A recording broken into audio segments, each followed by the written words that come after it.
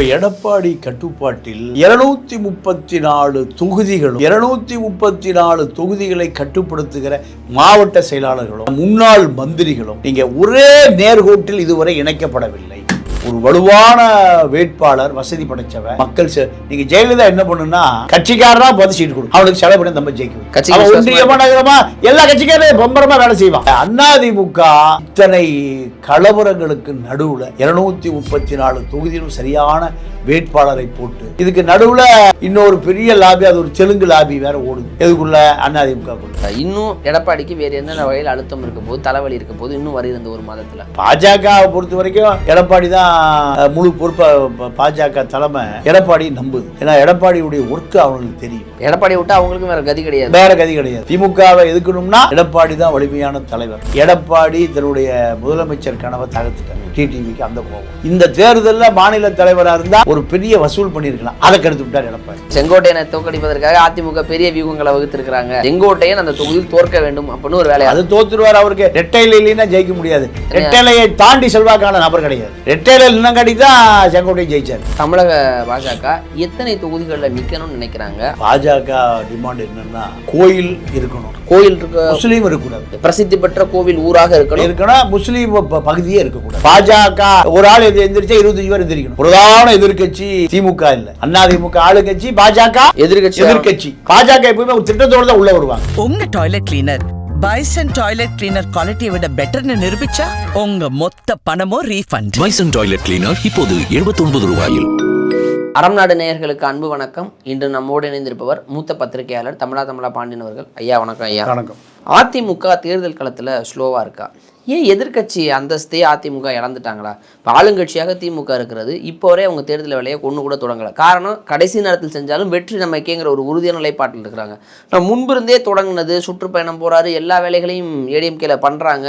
எடப்பாடி பொதுச் செயலாளராக இருந்து கொண்டு கட்சியை எப்படியா தன்வசப்படுத்தணும் எவ்வளோ முயற்சிகள் எடுத்தாலும் பல குழப்பங்களும் சண்டைகளும் தொடர்ந்துக்கிட்டே இருக்குது. இன்னும் ஒரு முடிவுக்கு வரல. யாருக்கு சீட்டு, யார் எடுக்க போகிற நோட்டுங்கிறதுலேருந்து எல்லா விஷயத்துலையும் பஞ்சாயத்துகள் வெடிச்சுக்கிட்டு இருக்கு. அதிமுக எதிர்கட்சியாவது வருமா, இல்லை அந்த அந்தஸ்தையும் இழந்து விடுமாங்கிற ஒரு கேள்விக்குறிக்கு அவர்களே தள்ளிக்கிறாங்க அப்படிங்கிற ஒரு பார்வை வருது. விமர்சனங்களும் எழுந்து கொண்டிருக்கிறது, பார்க்க முடியாது. அந்த அளவுக்கு அதிமுக பலவீனமாயிருச்சா? அதற்கான காரணம் என்ன அப்படி பார்த்தா? ஒருவேளை இல்லை, இப்போ எடப்பாடி கட்டுப்பாட்டில் 234 தொகுதிகளும் 234 தொகுதிகளை கட்டுப்படுத்துகிற மாவட்ட செயலாளர்களும் முன்னாள் மந்திரிகளும் நீங்க ஒரே நேர்கோட்டில் இதுவரை இணைக்கப்படவில்லை. ஒரு தலைமையின் கீழே வரல அவங்க. எடப்பாடி கீழே 234 தொகுதியோட நிர்வாகிகள் அனைவரும் வரல, மாவட்ட செயலாளர் வரலங்கிறீங்க. முன்னாள் மந்திரிகளும் வரல. ஏன் வரலைன்னா, ஒவ்வொரு மந்திரியும் ஒவ்வொரு மாவட்டத்தை தன்னுடைய கட்டுப்பாட்டில் வைத்துக்கொண்டு தன்னுடைய டம்மி வேட்பாளர்களை, தன்னை விட யாரும் மேலே வர பணம் இல்லை அவங்ககிட்ட, இவன் பணம் கொடுத்து அவனை ஜெயிக்க வைக்க மாட்டேங்கிறான், அடிமை எம்எல்ஏ, இப்படி ஒரு பட்டியலை கொண்டு வந்து கொடுக்குறானுங்க. யாருக்கிட்ட? எடப்பாடிக்கிட்ட. யார் அந்த முன்னாள் மந்திரிகள் அப்படி பார்த்தா? சிவி சண்முகத்திலிருந்து முந்தா நாள் ஒரு ஆள் திமுக போய் சேர்ந்துட்டான், முன்னாள் எம்எல்ஏ. அந்த அளவுக்கு கொடூரமானவர் அவர். அப்புறம் ஏன் எம்எல்ஏ வெளியே போனார்? என்ன பண்ணுறாரு அவர்? தெரியல, அவரு தான் கேட்கணும். ஒரு எம்எல்ஏ கட்சி விட்டு தேர்தல் நேரத்தில் வெளியே போகிறான்னா வளர விட மாட்டாங்கன்னு அர்த்தம். சீட்டு கொடுத்தாலும் நம்மளை டம்மியாக வச்சுருப்பாங்கன்னு அர்த்தம். எம்எல்ஏ, எதிர்கட்சி எம்எல்ஏவை சொந்த கட்சியில் சேர்த்துறவன் கட்சிக்காரனா, சொந்த கட்சிக்காரனை எதிர்கட்சி அனுப்புகிறவன் கட்சிக்காரனா? எதிர்கட்சி நம்ம கட்சியில் சேர்த்தா தான் கட்சிக்காரன். நீங்கள் அங்கே விழுப்புரத்தில் இப்போ விழுப்புரம் எம்எல்ஏவாக இருக்கிற லட்சுமணை வெளியே விரட்டினது யார்? சிவி சண்முகம். பயந்துக்கிட்டு பயந்தாரோ காய்ச்சலோ எனக்கு தெரியாது. ஏன் வெளியே போகிறாருன்னு கேட்குறேன். வளர விட மாட்டாங்க. சிவி சண்முகம் தன்னோட கட்டுப்பாட்டில் எல்லாரையும் வச்சுக்கணும்னு நினைக்கிறாரு. தன்னை கட்டுப்பாட்டுக்கு வர மறுப்பவர்களை வெளியே அனுப்பிச்சாரு. இப்படித்தான் நீங்கள் கேபி முனுசாமி அதே கதை தான். அவர் ஒரு பட்டியலை வச்சுக்கிட்டு எல்லாத்தையும் 1 கோடி 2 கோடி 1 கோடி 2 வசூல் பண்ணுறாரு. யார்? கேபி முனுசாமி. வசூல் பண்ணி இந்த லிஸ்ட்டை அனௌன்ஸ் பண்ணுங்க. அவன் நிற்பானா, நிற்க மாட்டானா, காசு இருக்கா, மக்கள் செல்வாக்கு இருக்கா? ஏன்னா இன்னொரு முனுசாமி வந்துடக்கூடாது. எங்கே? கிருஷ்ணகிரி தருமபுரியில் இன்னொரு முனுசாமி வந்துடக்கூடாது. அன்பழகன் அதே கதை,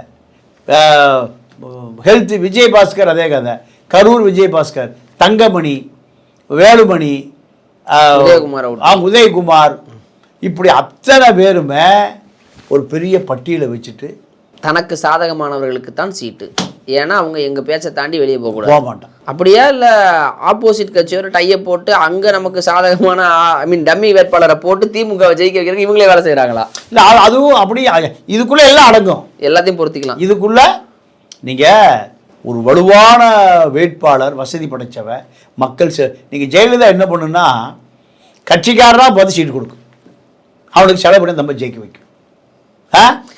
ஒன்றியமா நகரமா எல்லா கட்சிக்காரும் பம்பரமா வேலை செய்வான். ஆடு மேய்த்தவரையே சட்டமன்றத்தில் கொண்டு வந்து உட்கார வைக்க முடியுங்கிறதெல்லாம் நிரூபிச்சுக்க. ஆமா ஆமா. யாரு நீங்க சாத்தாங்குளம் நீலமேகம் வரணும், இதெல்லாம் நடந்தது. இப்போ இவர்களை பொறுத்தவரை தனக்கும் தன்னை மீறி ஜெயிச்சிடக்கூடாது, தன்னை மீறி அந்த மாவட்டத்தில் இன்னொரு அதிகார மையம் வந்துடக்கூடாது.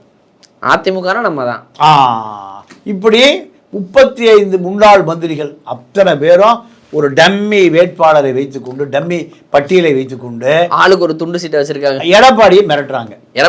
ஆமா, எடப்பாடி மிரட்ட அப்புறம் ஜெயலலிதாவை மிரட்ட முடியும்? எடப்பாடி தான் ஃபைனல் பண்ண வேண்டிய ஆளு. என்ன தாண்டி ஃபைனல் பண்ணிடுவீங்களா? இப்படி இந்த சண்டை அதிமுகக்குள்ள கடுமையா ஓடுது. குமரகுரு ரொம்ப நெருக்கமானவர் யாருக்குன்னா கள்ளக்குறிச்சி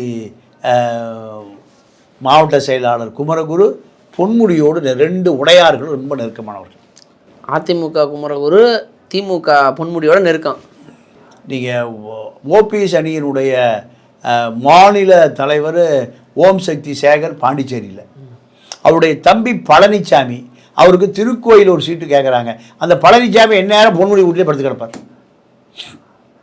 எங்க பொன்முடி வீட்லையே?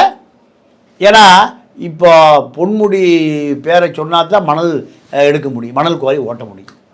திமுக கலெக்டர் எஸ்பி கூப்பிட்டு சொன்னபடி கேளியா, இதுக்கு யார் வேணும்? பொன்முடி வேணும். அப்போ இந்த பழனிசாமிக்கோ குமரகுருடைய சிஷியர்கள் எல்லாம் எங்கே படுத்து கிடக்கிறாங்க? பொன்முடி வீட்டில். ஆமாம், இவங்களுக்கு சீட்டு கொடுத்தா எப்படி ஜெயிப்பாங்களா? அப்போ எடப்பாடி இந்த தகவல் தெரிஞ்ச பிறகு தொலைச்சு 5 சீட்டு அதிமுகவுக்கு ஜெயிக்க வைக்கணும். பொன்முடியோட கூட்டாளிகள் சீட்டு கிடையாது. பொன்முடியோட ரகசிய டைய போட்டிருக்காங்க. அப்போ இப்போ ஏடிஎம்கே ரகசிய டைய போட்டுனா திமுக அந்த பகுதி பொன்முடியும் ரகசிய டைய போட்டிருப்பாரா? இல்லைங்க, ஏன் குடுக்கல் வாங்கல் எல்லாம் இருக்குமாங்க? அதெல்லாம் சாதாரணங்க, சாதாரணம் தானே, அதெல்லாம் சாதாரணம். அப்போ மதுரை எடுத்துட்டீங்கன்னா மூர்த்தியும் உதயகுமாரும் டையப். ஏன்னா குவாரி பரபரப்பாக ஓடுது உதயகுமாருக்கு. யார் தயவுல? மூர்த்தி தயவுல. மூர்த்தி திமுக எதிர்கட்சியாக இருக்கும்போது அதிமுக அமைச்சர் யார்? உதயகுமார் கலெக்டர் எஸ்பி கூப்பிட்டு, நீங்கள் கனிம வளத்துறை அதிகாரி கூப்பிட்டு மூர்த்தி குவாரிக்கு எந்த இடைஞ்சலும் பண்ணக்கூடாது. யார் மூர்த்தி? திமுகவை சேர்ந்த மாவட்ட செயலாளர் குவாரியை யார் காப்பாற்றுறா? அதிமுக காப்பாற்றுறாரு. வேலுமணிக்கு காரணம்பேட்டை, சூரனம்பேட்டை, இங்கே கோயம்புத்தூர் மலை அடிவாரத்தில், வெள்ளிங்கிற மலை அடிவாரத்தில் குவாரி ஓடுது. அதை காப்பாற்றுறது யாரு? நேரு காப்பாற்றுறாரு. நேரு யார் காப்பாற்றுறாரு? வேலுமணி காப்பாற்றுறாரு சென்ட்ரல் லாபிலேருந்து. எடப்பாடியை யார் காப்பாற்றுறது? ரெட்டரை யார் காப்பாற்றுறது? அம்போன்னு விட்டுட்டாங்களா? இப்போ எடப்பாடிக்கு கடுமையான கவலை. இந்த அதிமுக இத்தனை கலவரங்களுக்கு நடுவில் 234 தொகுதியிலும் சரியான வேட்பாளரை போட்டு, இதுக்கு நடுவில் இன்னொரு பெரிய லாபி, அது ஒரு தெலுங்கு லாபி வேற ஓடுது. எதுக்குள்ள? அதிமுகக்குள்ள. அது வேற. இந்த தெலுங்கு லாபி யாரோட டையப்பில் இருக்கு? சேகர் பாபுவோட டையப்பில் இருக்கு. டி நகர் சத்யா உட்பட பல பேர், ராஜேஷ், நம்ம மதுசூதன அமைச்சருடைய கார் டிரைவர், எல்லா மாவட்ட செயலாளர், எம்எல்ஏ, மந்திரி, இந்த ஆதி ராஜாராம், இதெல்லாம் தெலுங்கு லாபி மாట్లాடு. இந்த சிட்டிக்குள்ளே இருக்கிற அத்தனை பேருமே தெலுங்கு ஆட்கள் தான். இந்த தெலுங்கு ஆட்கள் திமுக அதிமுக 2 பேரை இணைக்கிற ஆட்கள். இதுக்கு மைய மண்டபம் எதுன்னு கேட்டிங்கன்னா அண்ணா நகர். இப்போ கரண்ட் எம்எல்ஏ மோகனுடைய மகன் கார்த்தி, கார்த்தியும் மாப்பிள்ளையும் இப்படி நெருக்கம். அப்போது இதெல்லாம் ஜெயலலிதா இருக்கும்போது நடக்குமா? ஜெயலலிதா, சேகர் பாபு ஜெயலலிதா காலத்தில் தூக்கி எறியப்பட்டார். கருணாநிதி காலடி போய் விழுந்தார். யாரு? சேகர் பாபு. ஜெயலலிதா பொறுத்த வரைக்கும் மன்னிப்பே கிடையாது. திமுக காரன் கூட தொடர்பில் இருந்தால் அவர்களை உடனே அந்த மாதிரி தூக்கி வீசிடும். சேகர் பாபு அப்படி தான் போய் திமுகவில் சேர்ந்தார். இப்போ சேகர் பாபுவோடு டி நகர் சத்யா, ஆதி ராஜாராம், தெலுங்கு ஆட்கள் பூரா, ராஜேஷ், மாவட்ட செயலர் ராஜேஷ், எல்லாம் சேகர் பாபு கட்டுப்பாடு இருக்கிறான். கட்சி அதிமுக. யார் கட்டுப்பாடு? ரியல் எஸ்டேட்டு, ஜி ஸ்கொயரு, இப்படி எல்லா தொடர்புகளும் இருக்குது. அப்போது இது உண்மையாகவே எடப்பாடி 234 தொகுதியில் கூட்டணி கட்சிகளை தவிர்த்து 234 வேட்பாளர்கள் வெற்றி பெறுவதற்காக இந்த ஆட்கள் உழைப்பானா? இப்படி ஒரு சந்தேகம் வந்துருச்சு.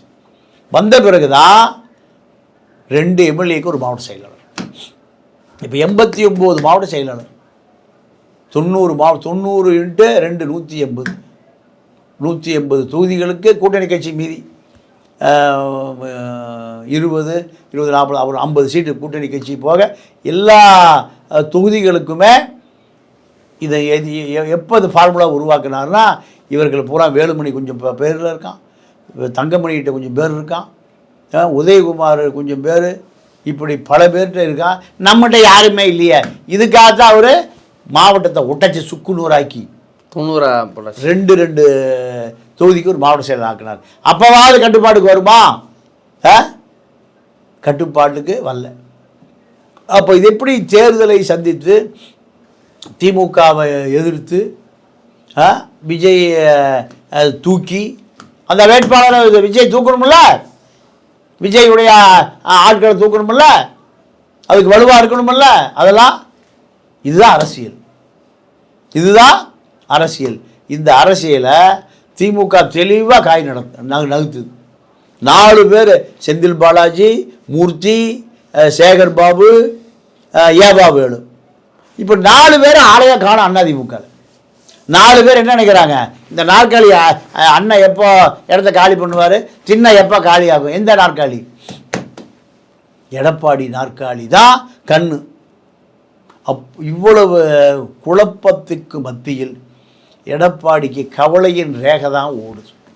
ஒரு வயலை நம்ப முடியலையே, ஒரு வயலை நம்ம காலை வாரதுக்கு தயாராக இருக்கானே. சரி, இப்போ அது வெளிக்கட்சியில் இருந்து கூட பிரச்சனை இல்லை. உள்கட்சியில் இருக்கிறவங்க, முன்னாள் அமைச்சர்கள், மாவட்ட செயலாளரே இந்த நிலைமை இல்லைன்னா, ஆல்ரெடி பாஜக கேட்கக்கூடிய தொகுதிகள், இந்த மாவட்ட செயலாளர் தொகுதிகள், முன்னாள் அமைச்சர்களுடைய தொகுதிகளில் சில தொகுதிகளையும் கேட்குறாங்க.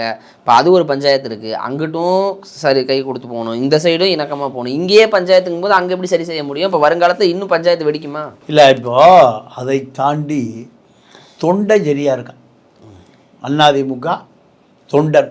என்னடா இப்படி இருக்க, இந்த கட்சியை கரையேற்றணுமே, எம்ஜிஆர் கட்சிடா, நம்ம கட்சிடா, ஜெயலலிதா காப்பாற்றிட்டு விட்டுட்டு போன கட்சிடா, பாஜகட்டிருந்து காப்பாற்றணும், திமுகட்டிருந்து காப்பாற்றணும், விஜய்கிட்டருந்து காப்பாற்றணும், இந்த பயிர்கிட்டே காப்பாற்றணும், யார் ஏடிஎம்கே காப்பாற்றணும். இப்படி தொண்டை கவலைப்படுறோம், நேரடியாக பார்க்க முடியுது. ஆனால் ரெட்டைலை வைத்து கோடிகளை குவித்த இந்த நபர்கள் அந்த அக்கறை இல்லை, அந்த அக்கறை இல்லை. அதனுடைய விளைவு நீங்கள் மிக பாரதூரமாக இருக்கும், கடுமையான விளைவுகளை ஏற்படுத்தும். இதையெல்லாம் மீண்டு அதிமுக எப்படியாவது அதிகாரத்துக்கு வர வேண்டும் என்பது பொதுமக்களுடைய விருப்பமாக இருக்குது. ஏன்னா திமுகவுக்கு மாற்று மக்கள் எங்கே போவான்? அதிமுக. சரி, இப்போ அதெல்லாம் ஓகே சார். இப்போ இன்னும் எடப்பாடிக்கு வேறு என்னென்ன வகையில் அழுத்தம் இருக்க போது, தலைவலி இருக்க போது இன்னும் வருகிற இந்த ஒரு மாதத்தில்?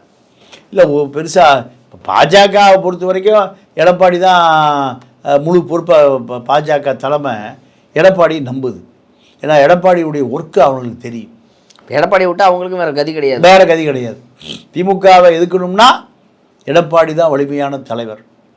அப்போ பாஜக தலைமை எடப்பாடி தான் சொல்லுது. இப்போ அதிமுக கூட்டணியில் டிடிவி நிற்கலை, அண்ணாமலை நிற்கலை, இந்த கூட்டணி தேராதுன்னு அவர்களுக்கு ஒரு கணக்கு. இந்த கூட்டணி தேராதுன்னு ஒரு கணக்கு. இதை ஆர்எஸ்எஸ் மோப்பம் பிடிச்சி அமித்ஷாட்ட சொல்லி, ஏப்பா 2 பேர் நிற்கணுமாப்பா, யார் அண்ணாமலையா டிடிவி நிற்கணும். இப்படி அமித்ஷா கூட சொல்கிறார். இப்போ அந்த அளவுக்கு இவர்களுக்கு இந்த கூட்டணியில் ஒட்டும் இல்லை, உறவும் இல்லை. அப்படியே நின்று வேடிக்கை பார்க்குறது. ரெண்டு சண்டை போட்டுக்குவான், யாரையும் விலைக்கு விட மாட்டான். சில ரெண்டு வேடிக்கை பார்த்துட்டு இருப்பான், பார்த்துருக்கீங்களா? அந்த மாதிரி தான் இருக்குது. அந்த மாதிரி ஏவா கடைசியில் மண்டை உடைச்சி கீழே விழுகிறானா, அப்போ போய் பார்ப்பேன், என்னடா மண்டை உடைச்சி வச்சா. முதல்ல போய் தான் மண்டை உடையாமல் காப்பாற்றிருக்கலாம். சண்டையை தடுப்பதில்லை, வேடிக்கை பார்த்து எப்போ ரத்தம் வருதோ அப்போ தான் உள்ளே போகிறது. ஏன் அப்படி வேடிக்கை பார்க்கலாம்? இவர்களுக்கு என்னன்னா, எடப்பாடி தன்னுடைய முதலமைச்சர் கனவை தகர்த்துட்டார். டிடிவிக்கு அந்த கோபம். இந்த தேர்தலில் மாநில தலைவராக இருந்தால் ஒரு பெரிய வசூல் பண்ணியிருக்கலாம், அதை கெடுத்து விட்டார் எடப்பாடி. அந்த செல்வா கூட இருந்திருக்கலாம், அதை கெடுத்துட்டாங்கன்னா அண்ணாமலைக்கு கோபம், இருவருக்கும் கோபம். ஆனால் இப்போ தேர்தலில் நின்னாகணும்னு மேலே வந்து தலைமை சொல்லுது. நின்னாதான் அந்த கூட்டணிக்கு மவுசு அப்படின்னு சொல்கிறாங்க. நிப்பாரா அண்ணாமலை? இல்லை, அண்ணாமலை நிற்பாரான்னு எடப்பாடி தான் முடிவு பண்ணணும். அந்த அளவுக்கு. அதாவது எடப்பாடி நினைக்கிறாரு, இவர் சட்டசபைகள் வந்தால் எட்டப்பா வேலை பார்த்துட்டு இருப்பாங்க, தூண்டி விட்டுட்டு இருப்பாங்க, 4 பேரை தூண்டி விட்டு சண்டையா எல்லாமே டிடிவி, அண்ணாமலை, சசிகலா. சரி, அண்ணாமலை நிற்க வச்சு அண்ணாமலையை தோக்கடிக்கிறது எடப்பாடிக்கு தெரியாது, அது கூட தெரியாத அளவுக்கு தனக்கு தேவையில்லாத ஆட்களுக்கு எதிராக வேலை செஞ்சு இப்போ செங்கோட்டையனை தோக்கடிப்பதற்காக அதிமுக பெரிய வியூகங்களை வகுத்திருக்கிறாங்க. செங்கோட்டையன் அந்த தொகுதியில் தோற்க வேண்டும் அப்படின்னு ஒரு வேலையை. அது தோத்துருவார். அவருக்கு ரெட்டையில் இல்லைன்னா ஜெயிக்க முடியாது. ரெட்டையிலையை தாண்டி செல்வாக்கான நபர் கிடையாது அவர். இல்லை, ரெட்டையில தான் செல்வாக்கு. ரெட்டையில இன்னங்காட்டி தான் செங்கோட்டையன் ஜெயிச்சார். செங்கோட்டையனுக்கு அடையாளம் எது? ரெட்டலை தான். அம்மா வழியில் வந்து ரெட்டையில இல்லைன்னா செங்கோட்டையன் கருங்கோட்டையனா போயிடுவார். செங்கோட்டையனா இருக்க முடியும், என்ன கோட்டை? கருங்கோட்டையனா போயிடுவார். அதனால் அதுக்கெல்லாம் வாய்ப்பு இல்லை. ரெட்டையில தான் அதிமுகவினுடைய உயிர் ஓட்டம். எம்ஜிஆர் இன்னும் அதில் உயிரோடு இருக்கார், ரெட்டையிலையில் உயிரோடு இருக்கார். அதனால் ரெட்டை இலை சின்னம்தான் தமிழ்நாட்டினுடைய ஆதரவு புருஷன். பாஜக, தமிழக பாஜக எத்தனை தொகுதிகளில் நிற்கணும்னு நினைக்கிறாங்க? அவங்க என்ன தாட் எடுக்கிறாங்க? ஏன்னா இப்போ அதிமுகவோட கூட்டணி என்டி அலையன்ஸில் வந்துட்டாங்க, இதெல்லாம் ஓகே. இப்போ பாஜக தனித்து இங்கு ஒரு ஒரு ஒரு ஸ்டாண்டர்டாக தன்னுடைய பாஜக முகமாக இத்தனை எம்எல்ஏக்களை உருவாக்கணுங்களோட நிலைப்பாடோடு இருக்காங்க. அது குறிப்பாக அதிமுக வலுவாக இருக்கக்கூடிய தொகுதிகளில் அல்லது பாஜக கடந்த நாடாளுமன்ற தேர்தலில் வாங்கின வாக்குகளை வைத்து அந்தந்த சில தொகுதிகளை குறிப்பிட்டு கேட்குறாங்க. இப்போ எக்ஸாம்பிளுக்கு எடுத்துன்னா மயிலாப்பூர் எடுக்கலாம், விருகம்பாக்கம், தீநகர், மாதாவரம். இது அதாவது பாஜக டிமாண்ட் என்னன்னா, கோயில் இருக்கணும், கோயில் இருக்க, முஸ்லீம் இருக்கக்கூடாது. ஓகே, பிரசித்தி பெற்ற கோவில் ஊராக இருக்கணும், முஸ்லீம் பகுதியே இருக்கக்கூடாது, திருவண்ணாமலையா இருக்கணும், முஸ்லீம். இதுதான் அவங்க திட்டம். குறைஞ்சது 25 எம்எல்ஏ இப்போ சட்டசபைகள் போகணும்னு அவங்க தீர்க்கமாக டெல்லியிலேருந்து சொல்லிட்டாங்க. பாஜகவா? ஆமாம் ஆமாம். இப்போ 25 பாஜக எம்எல்ஏக்களை உருவாக்க வேண்டிய சூழல் வந்துருச்சா? ஆமாம், நயினாருக்கு 25 எம்எல்ஏ அசம்பிளிக்குள்ள இருக்கணும். பாஜக ஒரு ஆள் எந்திரிச்சா 25 பேர் எந்திரிக்கணும். பிரதான எதிர்கட்சி திமுக இல்லை, அதிமுக ஆளுங்கட்சி, பாஜக எதிர்கட்சி அப்படிங்கிற ஒரு அதுதான் அசைன்மெண்ட். பாஜக எப்பவுமே ஒரு திட்டத்தோடு தான் உள்ள வருவாங்க. இப்போ என்ன அந்த 25 எம்எல்ஏக்கள் தான் அசைன்மெண்டா? ஆமாம் ஆமாம். அது பெரும் கடும் போட்டி இருக்குமா தோறு? ஏன்னா அவங்க கேட்கக்கூடிய தொகுதிகளுமே ரொம்ப பிரதானமான தொகுதிகளாக இருக்குது இல்லையா? அதை எப்படி விட்டு கொடுப்பாங்க ஏடிஎம்கே? அங்கே ஒரு பிரச்சனை வராதா? இல்லை, இப்போ அதாவது சுமூகமாக ஏதோ ஒரு வகையில் தேர்தல் சந்திச்சு தான் ஆகணும். அதிமுகவுக்கு இப்போ ஒரு அடிப்படையான விஷயம் இருக்குது. எப்படியாவது தேர்தலை சந்தித்து இந்த தடவை திமுக கூட்டணி வராமல் பார்த்துக்கணும். திமுக ஏன்னா நாடாளுமன்ற தேர்தலில் இந்த கூட்டணி தான் அடுத்த கட்ட நகர்வை செய்யணும். இப்படி ஒரு தேவை இருக்கும்போது, ஆனால் இப்போ இந்த பாஜக வேட்பாளர்களை யார் முடிவு செய்யும்? பாஜக தலைமை முடிவு செய்தாலும் எடப்பாடி அதை ஒரு தலையீடு இருக்குமா? இல்லை இல்லை இல்லை இல்லை இல்லை, அதுக்குள்ளே எடப்பாடி போகவே மாட்டார். இல்லை, அண்ணாமலை ஆட்கள் அந்த இல்லை இல்லை இல்லை, அப்படி அண்ணாமலையில் ரோலே இல்லை, அதில் சுத்தமாக இல்லை. அண்ணாமலைக்கு சீட்டு இல்லை, அப்புறம் அண்ணாமலை ஆளுங்க சீட்டே இல்லை. ஆமாம் ஆமாம், கொடுத்தாலும் அண்ணாமலை ஜெயிக்க விட மாட்டார் எடப்பாடி.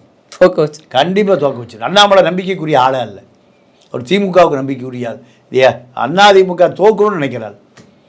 இவ்வளோ குழப்பத்துக்கு காரணமே அண்ணாமலை தான். சசிகலா, டிடிவி, ஓபிஎஸ்ஸை தூண்டி விட்டு அதிமுக குழப்பத்தை உருவாக்குற குழப்பத்தின் மொத்த உருவமே அண்ணாமலை தான். அதனால் எடப்பாடி இந்த யார் யார் என்ன கலர்னு அவருக்கு தெரியும். இங்கே பாஜகவுடைய வேட்பாளர்கள் முடிவு சொல்வது நயினார் தான். இப்போ நயினார் இல்லை, டெல்லி தானே? டெல்லி நயினார் கண்ட்ரோல். நயினாரில் போஸ்ட்மேன் தான். தபாலை கொடுத்தா கொண்டு வந்து கொடுப்பார். அப்போ இங்கு யாரும் ஐ மீன் நான் என்ன கேட்குறேன்னா, அதிமுக தலையீடு இருக்காதுங்கிறீங்க. பெரிதளவில் அவங்களுக்கு தொகுதிகளை கொடுத்துருவாங்க, பிரச்சனை என்னைக்கு இருந்தாலும் முடிவுக்கு வந்துருங்கிறீங்க. ஏன்னா இதனால் அதிமுக முன்னாள் அமைச்சர்கள் யாரும் அதிருப்தியில் வந்து ஒரு கழகம் வெடித்து இல்லை, அதிமுக கழகத்துக்கெல்லாம் ஆளை இல்லை, அங்கெல்லாம் அடிமைகள் தான். நீங்கள் எடப்பாடி ஒரு ஸ்டேஜுக்கு மேலே எடப்பாடி மிரட்ட முடியாது. எடப்பாடி இப்படிலாம் நடக்குன்னு ஒரு 2 வருஷம் முந்தைய முடிவு பண்ணிட்டார். செங்கோட்டை என்னைக்கு டெல்லிக்கு ஃப்ளைட் ஏறி தனியாக போனாரோ, மீட் பண்ணாரோ, நிர்மலா சீதாராமனை பார்த்தாரோ, அமித்ஷா பார்த்தாரோ, அப்போவே எடப்பாடி முடிவு பண்ணிட்டாரு, பல பேர் டெல்லிக்கு கிளம்பிடுவானுங்க, ஃப்ளைட்டை ஏறிடுவான், எல்லாரும் எப்படி கரெக்ட் பண்ணுவாங்க. அப்போ பாஜக விரித்து வைக்கிற அந்த சிலந்தி வலையில் பல விட்டில் பூச்சிகள் மாட்டிகிட்டு இருக்கிறது எடப்பாடிக்கு தெரியும். வேலுமணி, தங்கமணி, இப்படி பல மணிகள், பல ஆயிரம் கோடி மணிகளை வைத்திருக்கிறதுனால பாஜக கட்டுப்பாட்டுக்கு போயிடுவாங்கிறது அவருக்கு தெரியும். அப்போ யார் யார் எங்கே வைக்கணும், எப்படி தட்டணும், எல்லா விஷயத்தையும் அவருக்கு அதிகமான அழுத்தம். இப்போ ஸ்டாலினுக்கு நீங்கள் மதுரை கீழே மூர்த்தியை பார்த்து சொன்னால் இவர் நிம்மதியாக தூங்கலாம். கொங்கு பெல்ட்டில் பார்த்துக்க பாலாஜினா செந்தில் பாலாஜி தம்பி அசோக் நேராக களத்துக்கு போயிடுவார். இந்த பக்கம் டெல்டாவில் நேரு சொன்னால் முடிச்சிடலாம். இங்கிட்டு நான் தான் வேலு அவர்களை சொன்னால் முடிச்சிடலாம். இங்கே சாவி வேட்டி சேகர் பாபு சென்னை பக்கத்தில் மொத்தமாக எடுத்துக்கலாம். 25 எம்எல்ஏ அவருக்கு பொறுப்பு கொடுத்துருக்கு. சென்னை, காஞ்சிபுரம், திருவள்ளூர், செங்கல்பட்டு மாவட்டம் 25 எம்எல்ஏ என்ன ஒன்றே தெரியாது. என்ன மொத்தம் 50 வேட்டி எடுத்துக்க, காய் வேட்டி. எத்தனை ஆயிரம் கோடிகளை இறக்குவீங்களோ தெரியாது. ஆமாம், 25 எம்எல்ஏ மட்டும்தான் இலக்கு. இப்போ இப்படி திமுக போயிட்டுருக்கு. அதிமுக எடப்பாடியுடைய கட்டுப்பாட்டுக்கு இப்படி 4 பேர் கிடைக்கல, ஒரு ஆள் கூட கிடைக்கல. யாரை நம்பி பொறுப்பை கொடுக்குறாங்க, யாரை நம்பி பொறுப்பு கொடுத்தாலும் நேரம் நாற்காலி கேட்குறான். எல்லாருக்கும் உடனே முதல்வர் நாற்காலி வேணும். இப்போ இந்த சூழலில் தான் எடப்பாடியுடைய நிலைமை ஒரு மிகப்பெரிய சோகமான நிலைமையில் இருக்குது. ஆனால் மீண்டு வந்துடுவார். ஏன்னா நீங்கள் அது கொங்கு மண்டலத்துக்கே உண்டான அந்த குணம் இருக்குது. கடுமையான உழைப்பாளிகள் நீங்கள், விவசாயிகள். அதனால் விவசாயி எப்பவுமே உழைச்சிட்டே இருப்பான். கடுமையாக கொங்கு மண்டலத்தில் விவசாயம் செய்தவர்கள் கொங்கு வேளாளர்கள், சோழ மண்டலத்தில் விவசாயம் செய்தவர்கள் சோழிய வேளாளர்கள். அப்போ இந்த வேளாளர்கள் என்பவர்கள் விவசாயிகள், உழைக்கிற மக்கள். அதனால் எடப்பாடி விவசாயி பச்சை துண்டுக்கார் தப்பிச்சு மேலே வந்துடுவார்னு சொல்கிறீங்க. சரிங்கய்யா, பொறுத்து வந்து பார்ப்போம். நேரம் கொடுத்ததற்கு நன்றி. நன்றி, வணக்கம்.